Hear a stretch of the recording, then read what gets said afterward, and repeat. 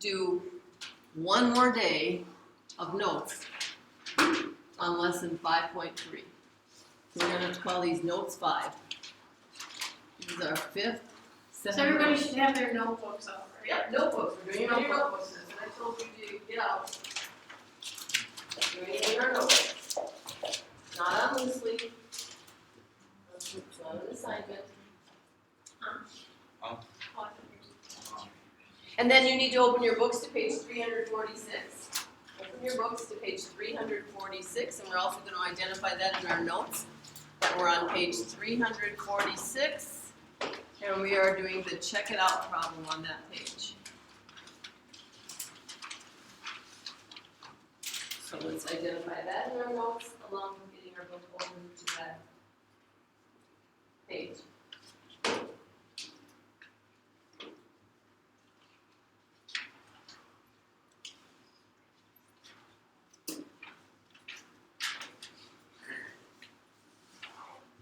Okay, so we're doing the check it out problem number 4 underneath the example box. Okay, so number 4 is what we're going to do. It's underneath example 4, so it's about the middle of the page.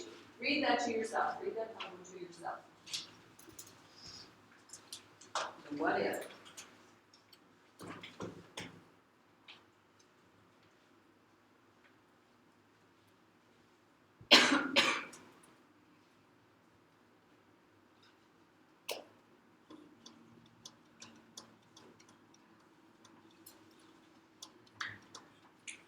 Okay, well you know how I am. What's the first thing we're always going to do? Yep, describe x and y. So, what are the unknowns in this problem? In other words, what are we going to let our x and our y represent? Well, because we're going to set up a system of equations to help us solve this. Trey? Tulips and lilies. What about tulips? X is tulips, Y. Okay, x is tulips. Well, what do you mean x is tulips? How much I spent on tulips? How much they spend on tulips? Well, see, that's why we gotta be more specific. We gotta make sure we know what we're talking about. JC, how many tulips there are? So the number of tulips, not how much they are, not how much was spent on them, right, Trey? I mean, tulips and then 1.5. So it would be X. It would be 1.5. No, we're not trying to put an equation together yet. We're just trying to identify the unknowns. What's the unknown? Okay, so we're going to let x be the what? Number of tulips, okay? So in other words, one of the unknowns is how many tulips. And what are we going to let y be then? The number of what? Lilies, okay. Let y be, and so notice we can't just say tulips and we can't just say lilies. That's not enough information. That's not specific enough. Okay. So, because what we have to do is when we're setting up our system of equations, we have to make sure that we're using these x's and y's properly. You just discovered in doing day 1 that most of you have that answer wrong because you were not paying close enough attention to what do the x and the y really represent. Okay? We're just kind of taking it in the order it came in the problem. Okay, so I want us to write down a couple of things in our notes here. I want you to identify for me some of the important information. Sally spent, I think this is one of the first things they tell you, she spent how much money? $14.85. Okay, Sally spent $14.85. Was that a total amount or what was it? Okay, so she spent a total of that. Okay. So I'm thinking then that one of our equations, since I see the word total, I'm thinking one of our equations should be able to be set equal to that 14.85, but right now I'm not even going to worry about setting that equation up. If that's money, what has to be added together to get money? Money and more money, right? So we got to add money to get money. So we're going to put that, we're actually going to need to put the dollar amount of tulips plus the dollar amount of lilies, and that better equal our $14.85. So dollars of tulips, how much money did she spend altogether on tulips? How much money did she spend altogether on lilies? Add those two together, that should equal $14.85. Well, then it also gave us another really important piece of information. What was the other important piece of information given to us? Shamarvi?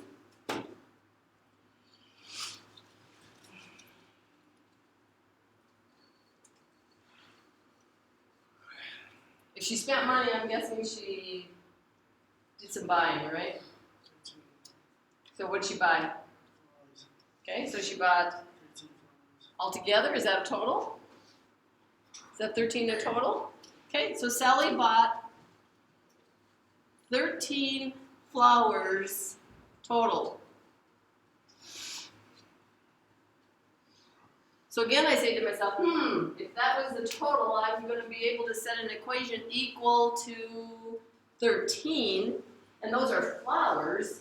So what has to add up together, what has to be put together on the other side to end up with flowers in the end? What do you add together to get to flowers? Flowers. Flowers plus more flowers equals flowers. They stay flowers. We have to make sure that we're keeping that. So we want to talk about the number of tulips plus the number of lilies. Add those together, that better be 13. So let's not be random about setting up our system of equations, because if we don't set up a good system to start with, we create a whole lot of work for ourselves. So that's why we just took the time here to identify the important information and how would it make sense to put it together. Okay, let's talk about the red one up there. Sally spent, that one says dollars of tulips plus dollars of lilies equals $14.85. What equation could we use for that one? Trey? 0.9 x plus 1.25 y equals 14.85. Okay. So each tulip is 90 cents apparently. So 90 cents times the number of tulips tells us how many dollars were spent altogether on tulips. Apparently each lily is $1.25. $1.25 times the number of lilies should give us how much money was spent on lilies. Dollars of tulips plus dollars of lilies equals dollars. Makes sense to me. How about you? You like it? Okay, what's our next one then? What are we going to use for our next equation, Stefan? X plus y equals 13. Okay, x plus y equals 13? Yeah. Okay. So remember, we wanted number of tulips. We called x the number of tulips. Plus the number of lilies, we called that y, should equal a total of 13 flowers. I like our system of equations. We're ready to go to work. Okay, remember that beside a couple of equations means they have to work together. Okay, now we got to remember that we have done 4 other days of notes in this stuff. The first day, and every day, this is what we look for. What do we need to look for in this system of equations when we're solving by the elimination method known to us as the addition method? I think what do we have to look for? If one of the two are opposites? Yeah, we need either the A values to be opposites or the B values. So do we have opposite A's or opposite B's right now? No. No? Okay. Then I think the next day we said, well, if we don't have opposite A's or B's, what if they're the same, right? What can we do if they're the same? What if we have the same A values or the same B values? What was our choice then? What could we do? Cameron? Cross out either the A or the B. Well, no, we had to rename one of them. And how did we rename them? When the A's are the same or the B's are the same, how do we rename them? Ariel? Make them opposites. Okay, we make them opposites. How though? What do we have to multiply by? By -1. We have to multiply by -1. I can't do that with the other, for some reason the other way. Okay, we have to multiply by -1. Well, do we have the same A's or same B's? No, okay, you can't use that method. Then our next one was, well, what if we don't have opposite A's or B's, don't have same A's or B's? What if they're, you know, the A's are just different from each other, the B's are just different from each other, what are we gonna look for? Okay, what would be Greg? Times a number to make one, the x or y and the opposite of each other. Okay, so then we look to see, can we just rename one of the equations, creating opposites either in A's or B's? What do you think? Do you think we can do that this time? Can we just rename one of them, or do we need to rename both of them like we did for today's homework? Just one? Think we could just do one? Yes, and one's can actually cancel out, and then we will have another one. Okay, so what could we, give me a suggestion on what you think we could do. If we're just gonna rename one of them, what do you think that could be? Isaac, what do you want us to do then?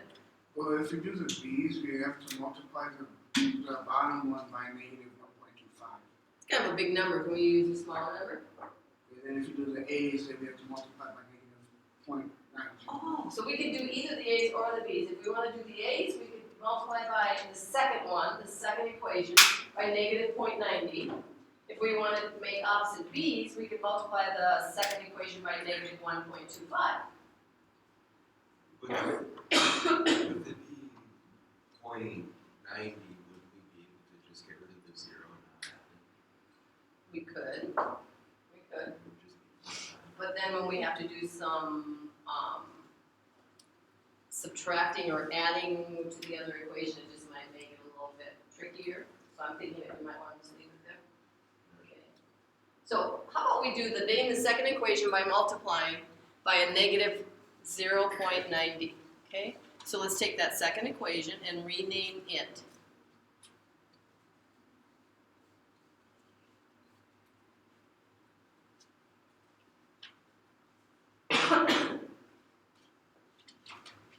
So we're just renaming right now.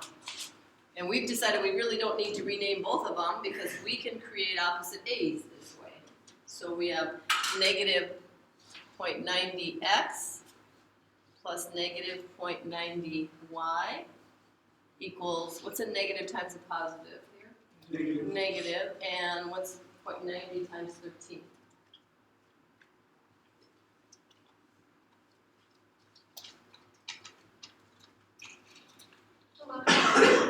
Pardon? 11.7. Okay, so 11.70, we're gonna make it 70, okay? Because we have decimals and we just wanna keep, some of them are hundredths, some tenths, we don't wanna have both, let's just keep everything hundredths. Okay, so we have our new named equation here, right here. What do we need to do now that we have renamed that second equation? Isaac? You have to add that to the first equation. Okay, so now we're going to add it to the first equation. So I'm just going to write it again so in my notes I can clearly tell what I was doing. And the first equation is a positive 0.90x plus a 1.25. What happened to my 0 in that one? Because I lost it.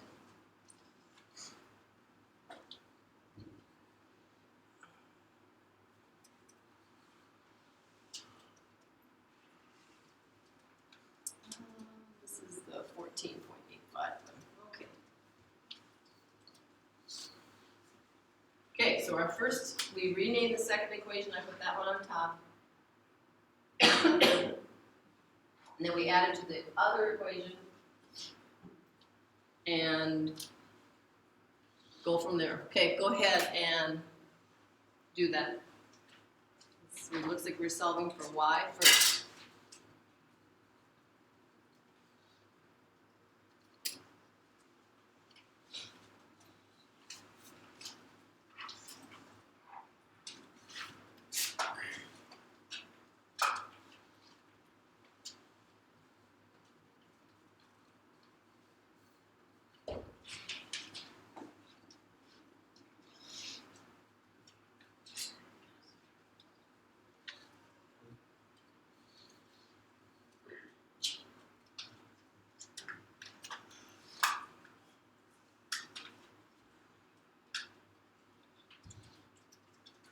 What did you give her y? Anybody got it yet? JC? 9? Okay. So 35 cents goes into $3.15 apparently 9 times. Okay.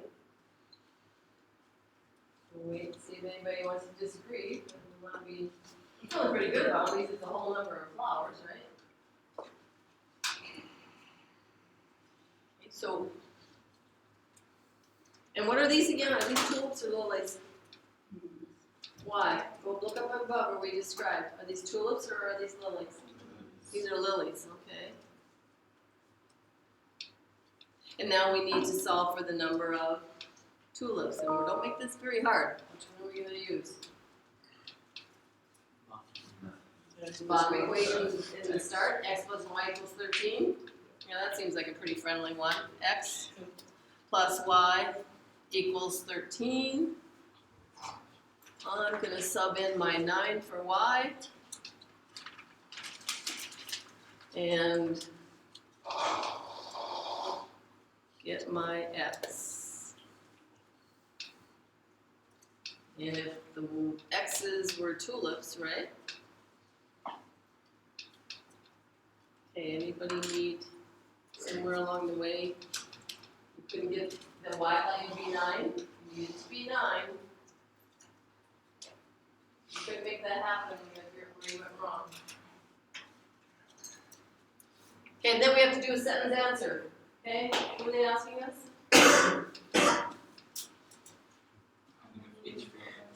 Okay, so Sally bought. What are we gonna say? Sally bought. And that's what she's doing. She's buying, right? Sally bought 9 lilies and what? 4 tulips. Okay, so get that written down. Then I have a question to ask you. We need to do some critical thinking here. So that are notes that we need. Now, answer this question for me though. What if we had let x be the number of lilies and y be the number of tulips? What if we had switched it up? What if we let x be the number of tulips, the number of lilies, excuse me, and y be the number of tulips instead? Would we have gotten different answers? Yes. What do you think? No, we better get the same answers. So that's the thing that I want you to be aware of. It doesn't matter if you pick x is going to represent the number of tulips, and your neighbor's going to pick x is going to represent the number of lilies. You both should still end up with the same number of the right number of flowers. But your work's not going to look the same. Your work's not going to look the same. But in the end, we still should have 9 lilies, 4 tulips. Okay. So you get to decide what the variable is going to represent. You might not decide exactly like somebody else does. But your answer should still get down to the same thing. Any questions? Okay, then you have a book assignment today. Haven't had one of those for a while.